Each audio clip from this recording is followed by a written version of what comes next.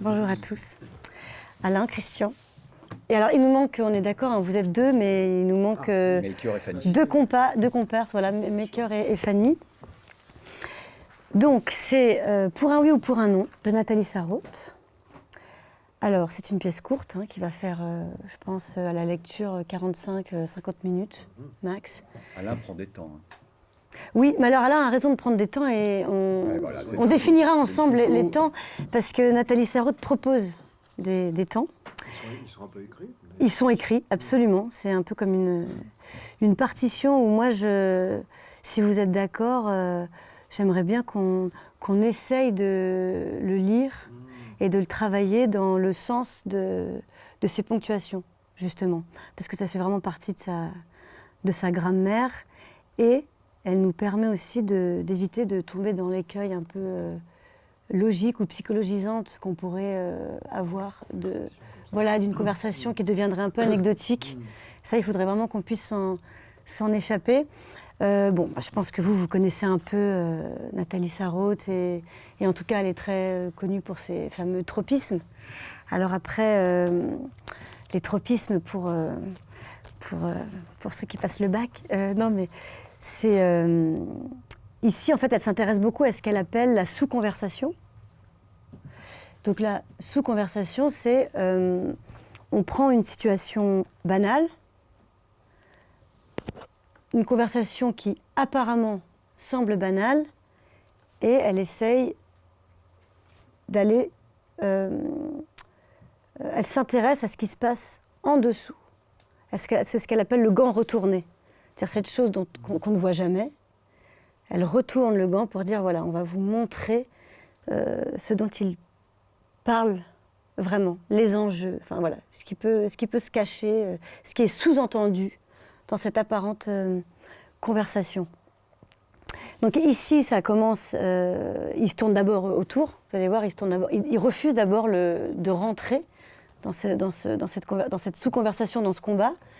Ensuite, il y a le moment où il va lâcher, donc je ne sais plus si c'est H1 ou H2, c'est H2 qui va lâcher un jour... je ne sais plus, je me suis vantée d'un succès au travail et tu m'as dit c'est bien ça. Voilà, et là, ça commence. On se demande qu'est-ce que cache cette phrase, enfin qu'est-ce qu'elle sous-tend ou qu'est-ce qu'il a cru entendre sous cette phrase, qui a provoqué l'éloignement entre ces deux amis qui se connaissent depuis très très longtemps. Et Nathalie Sarraute, elle a voulu faire de cette pièce très courte un combat à mort, donc avec les mots, le langage, l'idée pour elle, mais aussi pour tous les gens qui appartiennent en fait au nouveau roman. Il y avait un désir de faire littérature autrement que la littérature héritée du 19e, les Balzac. Et donc, vous verrez aussi qu'il n'y a pas de notion de personnage. Tu te souviens, là, on parlait avec Ben Musa, c'est comment? C'est Ben Musa? Simone Ben Musa. Ouais. Simone Ben Musa, voilà. Qui, la première, c'était d'abord une pièce radiophonique. Et puis ensuite, donc, ça a été monté par Simone Ben Musa. Et elle avait eu pour idée, justement, de proposer aux acteurs de jouer un soir sur deux, H1, H2, à tour de rôle. Voilà.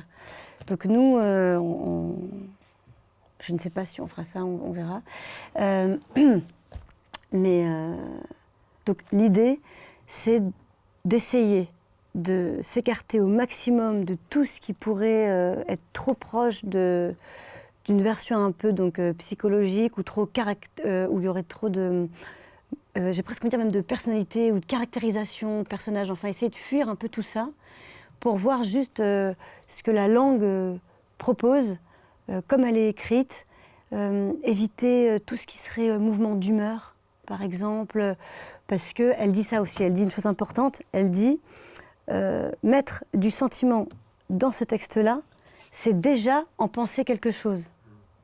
Or, s'ils sont absolument dans l'action de cette chose-là, ils n'en pensent rien d'autre que leur unique action, c'est de tenter de dire au mieux ce qu'on a sur le cœur et ce qu'on veut dire à l'autre, et c'est la quête du mot, des mots. Et quand un des personnages, pardon, on va quand même dire ça parce que sinon on est foutu, quand un des personnages, par exemple, utilise un mot qui va le nourrir d'un certain sens, l'autre, tout de suite, va lui en donner un autre, le pourvoir d'un autre sens. Donc elle a comme ça ce désir aussi de redonner sa complexité aux mots. Elle dit même que ce sont des êtres vivants, les mots, et que donc, comme nous, c'est mouvant. Ça a une définition qui est évidemment sujette à l'interprétation, absolument. Et donc voilà, on va essayer cette chose-là.